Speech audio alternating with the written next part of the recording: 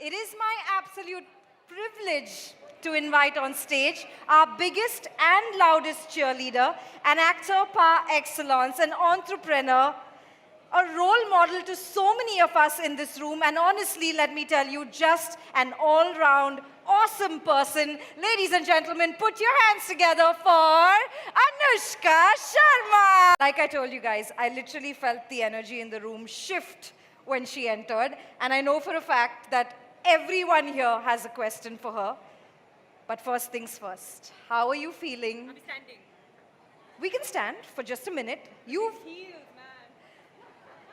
You've literally just gotten off a plane and you've made it here. How are you feeling? What's your day been like? Good evening, everyone. It's so nice to see so many beautiful faces. Thank you for being here. I did actually, and I feel great. Happy to, meet all of you, answer all the questions that you have for me, and just enjoy this evening. Amazing. What is a healthy habit that you're extremely proud of? Like, I've decided for the next 50 days, I'm going to make it a point to meditate first thing I wake up. And it's made a huge difference in my life. Anushka, I know that you have dinner very early. We all know that you have dinner very early. Is that something that you still do? Oh, yeah, yeah. I think I just started out of convenience because my daughter ate dinner early. So she would eat her dinner by around 5:30 because she sleeps early. And I just thought most of the time it was just her and me at home. And I was like, what am I going to do? I might as well just eat now. And I started to see the benefit that came out of it, which was I slept better, I felt fresher in the morning, there's brain fog. So yeah, I think that's one thing that I do. It works for me. I'm not just, I didn't read it somewhere and, start following it. Like I said, came out of convenience. Let's just eat together and, shut kitchen. And now it's something that the entire family does. What is the most important thing that you have learned looking at your parents? And how do you make sure that your kids learn from you? First off, I think like all of us, we are so privileged that we have so much information on parenting. Yeah. It's like, oh, I'm struggling with this with my kid, and boom, Instagram algorithm is going to tell you what you're doing wrong with your kid and what you should do instead, right? Which is a great blessing. Sometimes it can drive you insane, but I think our parents didn't have that, right? Like they were just doing their best. They had a community, of course, but obviously not as wide as ours. But I think the one thing that my parents did very naturally, and I think it's also because I come from an army background, we lived a very disciplined life. Not like how you imagine like a military home to be, but very naturally. Like a routine. Routines and, for example, if we were being very finicky on the table and we don't want to eat something, our dad was like not shouting at us, nothing. He just said, you know what? You don't have to eat, please leave. But when you're hungry, that's what you're going to get. And I think these things are important because then we valued what our parents were doing for us, and it really has made me appreciate things a lot. Otherwise, I feel like I wouldn't have been able to add, I mean, hopefully I'm doing that. I wouldn't have been able to give that to my kids.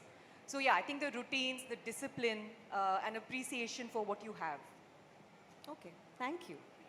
Thank you. And we have one more question from Priya. If you will raise your hand and we can get a mic to you. She is our contest winner. There you are. Congratulations. Yeah, hello ma'am. Good evening. Hi, you can call me Anushka. Thank you. Okay, ma'am, my question to you is, how do you manage to feed your kids healthy foods?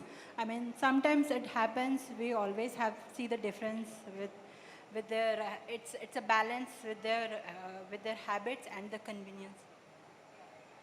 Like with their habits and like sometimes when they really want to like eat ice cream or like Correct. these things. Yeah, this was a hard one, because till your kid is 2 and if it's your firstborn, it's kind of easier because They haven't been to that many birthday parties. They don't know that cakes exist and there's pizza in the world and, all of these things. So you've created a nice little bubble for them. You're fooling them well. And you're like, yeah, this is what it is. And then they start seeing that, oh, wait a minute, what has this woman not been showing me? There's this and that. So I'm going through that with my daughter. And I think the only way I've kind of managed to, and I'm still trying, is that I do explain it to her. I tell her that, there are some foods that give us, like all foods give us energy so that you can play, you can do this, you can do that. And some foods give it to us very quickly. And then we have no energy left to do other things. And other food give us energy in a way that, we can keep playing, we can keep, I make it sound more interesting than I'm telling you guys right now. but I feel like she doesn't buy it most of the time. Like she's like, whatever, just give it. But I do fix days. Like I tell her, okay, you can have it over the weekend, or you can have it when we go there. And I make it a big deal when we're doing that. For example, I took her to an ice cream museum because she loves ice creams. Like, loves, obsessed. So I took her to the ice cream museum and I'm like, you know what? Eat as much as you want. And she didn't eat that much. So I feel like when you inculcate the right kind of habits in the beginning, they don't like stuff themselves up with like 10 ice creams. She must have had like 2, maybe 2 and a quarter. And then she was like, I'm done.